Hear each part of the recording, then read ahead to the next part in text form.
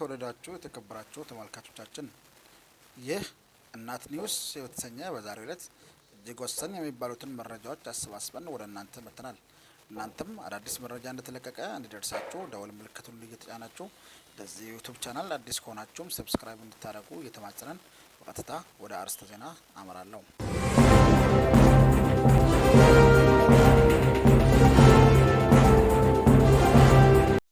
ግብጽ የታላቁ ህዳሴ ግድብን ጉዳይ ዓለም አቀፋዊ ለማድረግ በምታደርገው ሙከራ የተባበሩት መንግስታት ድርጅትን መድረክ ለጠባብ የፖለቲካ ግብ እያዋለች መሆኗን በተባበሩት መንግስታት ድርጅት የኢትዮጵያ ምክትል ቋሚ ተወካይ አምባሳደር ዮሴፍ ካሳይ ገለጹ።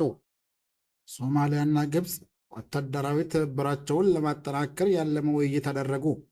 የግብጽ መከላከያ ሚኒስትር አብዱል መጂድ ሰቅርና የሶማሊያ አቻቸው አህመድ ሙአሊም ፊቂ ከሁለቱም ሀገራት ወታደራዊ ትብብር ለማጠናከር እንዲሁም በአፍሪካ ሰላምና መረጋጋትን ለማምጣት ያለመ ውይይት ሰኞ መስከረም 19 2018 ዓ.ም በካይሮ አደረጉ። ቱርክ በኳታር የሚደረገውን የጋዛ ተኩስ አቁም ድርድር ልትቀላቀል መሆኑ ተገለጸ። ከቱርክ በኩል የሚገኙ ተወካዮች በዶሃ ካለው አደራዳሪ ቡድን ጋር ሆነው ይሰራሉ የሚል የኳታር የውጭ ጉዳይ ሚኒስትር አሳውቋል። በምንጃር ሸንኮር ወረዳ ዛሬ ጠዋት በደረሰው አደጋ ሕይወታቸውን ያጡ ዜጎች ቁጥር ከ30 በላይ ደረሰ። ሟቾች ቁጥር ከዚህም ከፍ ሊል ይችላል ተብሏል። ሰሜን ሸዋ ዞን ምንጃር ሸንኮር ወረዳ በግንባታ ላይ በሚገኙ የአረርቲ ማርያም ቤተ ክርስቲያን ዛሬ ጠዋት በደረሰው አደጋ ከ30 በላይ ሰዎች ሕይወታቸው ማለፉን የምንጃር ሸንኮር ወረዳ ፖሊስ ጽሕፈት ቤት አስታወቀ። ክቡራን አድማጮቻችን አብረን ስንቆይ ይህንና ሌሎች ያዘጋጀንላችሁን መረጃዎች ወደ እናንተ እናቀርባለን። በድጋሚ ለዚህ ቻናል አዲስ የሆናችሁ ሰብስክራይብ እንድታደርጉ በድጋሚ እየተማጸንን ወደ ዝርዝር መረጃ አቀናለሁ።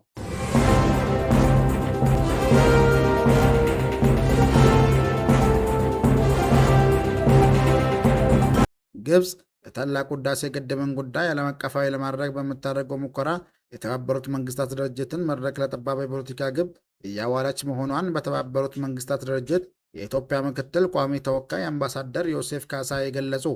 ከሰሞኑ በተካሄደው 80ኛው የትምህርት ጠቅላላ ጉባኤ ላይ የግብጽ የውጭ ጉዳይ ሚኒስትር ባድሪ አብደላቲ ኢትዮጵያ በታላቁ ህዳሴ ግድብ ምክንያት በታችኛው ተፋሰስ የሚኖሩ የሚሊዮኖች ህይወት አደጋ ላይ ጥላለች በሚል ክስ ማቅረባቸውና ሀገራቸው ጉዳዩን ወደ ዓለም አቀፍ የፍትህ ፍርድ ቤት እንደምትወስደው መናገራቸውን ተከትሎ ኢትዮጵያ በተወካዩ አማካኝነት ምላሽ ሰጥታለች። በዚህም በተባበሩ መንግስታት ድርጅት የኢትዮጵያ ምክትል ቋሚ ተወካይ አምባሳደር ዮሴፍ ካሳይ ለግብጽ ክስ በሰጡት ምላሽ ግብጽ ስለ ታላቁ ህዳሴ ግድብ ተአማኒ ያልሆኑ ክሶችን በተደጋጋሚ ወደ ተባበሩት መንግስታት የጸጥታ ምክር ቤት ማቅረቧን አስታውሰው የተባበሩት መንግስታት ድርጅትን መድረክ ለጠባብ የፖለቲካ ግብ እያዋለችው ነው ብሏል። ግብጽ በመንግስታቱ ድርጅት 80ኛው ጠቅላላ ጉባኤ ላይ ስለ ታላቁ ህዳሴ ግድብ ያደረገችው ንግግር መሰረተ አልባና አሳሳች መሆኑን የተናገሩት ምክትል ቋሚ ተወካዩ ግብጽ የታላቁ ህዳሴ ግድብን ጉዳይ ዓለም አቀፋዊ ለማድረግ የምታደርገው ሙከራ መድረኩን ለጠባብ ፖለቲካ ዓላማ ለማዋልና የአገርን ውስጥና ቀጠናዊ ጉዳዮችን ትኩረት እንዳያገኙ ለማድረግ የምጠቀምበት አንደኛው ዘዴ መሆኑን አብራርተዋል። ኢትዮጵያ ዓለም አቀፍ ሕግን መጣስ መርጣለች፣ ተናጠል ፖሊሲዋ የአፍሪካ ቀንድን የምስራቅ ኃይል ተፋሰስ እያወከች ነው በሚል በውጭ ጉዳይ ሚኒስቴሩ አማካኝነት በተመድ ጠቅላላ ጉባኤ ላይ ለቀረበው የግብጽ ክስ በመድረኩ ቀርበው ምላሽ የሰጡት የኢትዮጵያ ተወካይ ኢትዮጵያ ግድቡን በተመለከተ በተደጋጋሚ ዓለም አቀፍ ሕግና መርህን መሰረት በማድረግ ምላሽ መስጠቷን አስገንዝበዋል። የኢትዮጵያ ዘላቂ የትብብር ፖሊሲና የግብጽ የውከት መንገድ ያላቸው ልዩነት ግልጽ ነው ያሉት ምክትል ቋሚ ተወካዩ ኢትዮጵያ በአባይ ወንዝ ላይ ያላት አቋም በዓለም አቀፍ ሕግጋትና በእኩል ተጠቃሚነት ላይ የተመሰረተ መሆኑን ገልጿል። ኢትዮጵያ የአባይን ወንዝ ለኃይል አቅርቦት፣ ለምግብ ደህንነትና ለንጹሐን የመጠጥ ውሃ ተደራሽነት እንደምትጠቀም የገለጹት አምባሳደር ዮሱፍ ይሁን እንጂ ግብጽ ይህንን መብት ለመንፈግና በአባይ ላይ በብቸኝነት ተጠቃሚ ለመሆን ትሻለች ብሏል። ኢትዮጵያ የግድቡን ግንባታ በተመለከተ ግብጽ ጋር ምክንያታዊ ስምምነት ላይ በመድረስ በተደጋጋሚ ንግግር ማድረጓን ያስታወሱትም አምባሳደሩ ይሁን እንጂ ግብጽ በቀጠናዊ ሀገራት ሰላምና ትብብር ዋጋ የማሰጥና አልፎም ተርፎ በአጋሯ አባች ሀገራት መካከል አለመረጋጋት እንዲፈጠር የጦር መሳሪያ በማቅረብ ፖለቲካዊ ጣልቃ ገብነትን የምታራምድ ሀገር መሆኗን ለጉባኤው አብራርተዋል። ስለሆነም ግብጽ ህዳሴውን ግድብ ዓለም አቀፍ ለማድረግና ጠባብ የፖለቲካ ትርፍ ለማግኘት ከመሞከር ኃይል የተሞላ አካሄድ ከመምረጥ ይልቅ ገንቢ መንገዶችን ላይ አትኩራ እንድትሰራ አሳስቧል።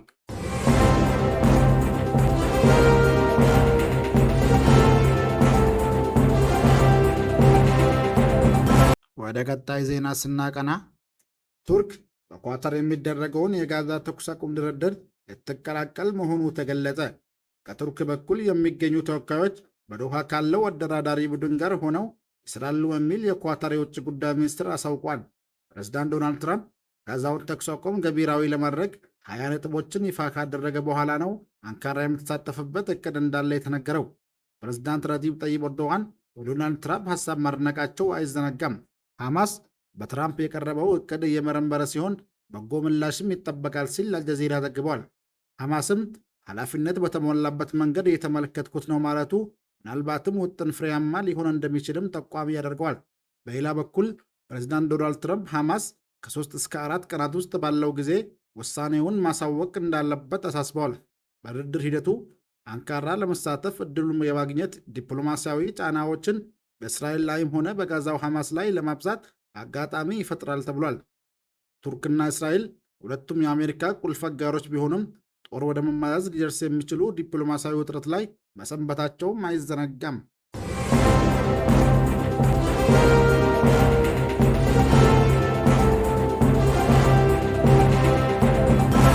ወደ ቀጣይ ዜና ስናቀና በምንጃር ሸንኮር ወረዳ ዛሬ ጠዋት በደረሰው አደጋ ሕይወታቸውን ያጡ ዜጎች ቁጥር ከ30 በላይ ደረሰ። ሟቾች ቁጥር ከዚህም ከፍ ሊል ይችላል ተብሏል። በሰሜን ሸዋ ዞን ምንጃር ሸንኮር ወረዳ በግንባታ ላይ በሚገኙ የአረርቲ ማርያም ቤተ ክርስቲያን ዛሬ ጠዋት በደረሰው አደጋ ከ30 በላይ ሰዎች ሕይወታቸው ማለፉን የምንጃር ሸንኮር ወረዳ ፖሊስ ጽሕፈት ቤት አስታወቀ። የጽሕፈት ቤቱ አዛዥ የሆኑት ዋና ኢንስፔክተር አህመድ ገበየው የአደጋው መንስኤ ለቤተ ክርስቲያኑ ሕንፃ ግንባታ በተሰራ እንጨት መወጣጫ ርብራብ ላይ መሸከም የማይችሉ በላይ ሰዎች ለጉብኝት በመውጣታቸው መሆኑን ገልጿል። አክለውም በአደጋው የ30 ሰዎች ሕይወት ወዲያውኑ አልፏል ሲሉ ገልጸው ከ200 በላይ ሰዎች ላይ ደግሞ ከቀላል እስከ ከባድ ጉዳት መድረሱን ጠቁመዋል። ይህም የሟቾችን ቁጥር ከፍ ሊያደርግ ይችላል ሲሉ ተናግረዋል። የአረርቲ ሆስፒታል ተወካይ ኃላፊ ስዩም አልታይ በበኩላቸው ከቀይ መስቀል ጋር በመተባበር ለተጎጂዎች ሕክምና ድጋፍ እየተሰጠ እንደሆነ ገልጸው ከሆስፒታሉ አቅም በላይ የሆነ ጉዳት የደረሰባቸው 6 ታካሚዎች ሪፈር እንደተደረጉ አመላክቷል። አያይዘውም መረጃው እስከተጠናከረበት ጊዜ ድረስ ከ70 በላይ ሰዎች የሕክምና ድጋፍ የተሰጣቸው መሆኑን በመግለጽ ጉዳታቸው ቀላል ያሉትን ደግሞ በአካባቢው ወደሚገኙ የጤና ተቋማት እያዘዋወሩ መሆኑን ጠቁሟል። የደረሰው አደጋ ድንገተኛና ሰፊ በመሆኑ የጤና ተቋማት ድጋፍ እንዲያደርጉ መጠየቃቸውን የዘገበው አሜኮ ነው።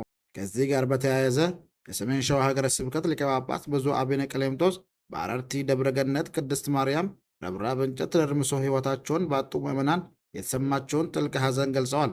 የቤተ ክርስቲያኑ ግንባታ ተጠናቆ ምርቃቱን በጉጉት እየጠበቅን ባለንበት ይህ አስከፊ ሐዘን በመከሰቱ ጥልቅ ሐዘን ተሰምቶናል ብለዋል። በአደጋው ሕይወታቸውን ያጡ ወገኖቻችን የቅዱሳን አምላክ ነፍሳቸውን በደጋጎች ቅዱሳን አባቶቻችን አጠገብ ያሳርፍልን። ጉዳት ደርሶባቸው በጤና በሆስፒታል በሕክምና ለሚገኙ ወገኖቻችን ፈጣሪ በምሕረቱ እንዲጎበኛቸው እንጸልያለን ብሏል።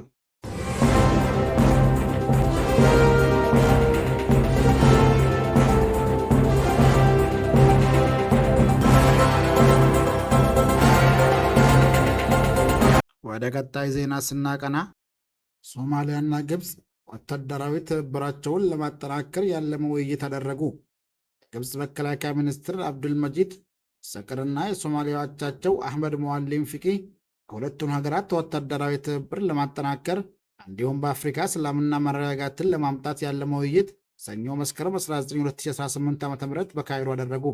ሚኒስትሮቹ በሁለቱ ሀገሮች የጦር ኃይሎች መካከል ያለውን ወታደራዊ ትብብር በሚያሳድጉባቸው መንገዶችና በአፍሪካ አህጉር ሰላምና መረጋጋትን ለማስፈን የሚደረጉ ጥረቶችን በመደገፍ ላይ መምከራቸውን የግብፅ ጦር ባወጣው መግለጫ አስታውቋል።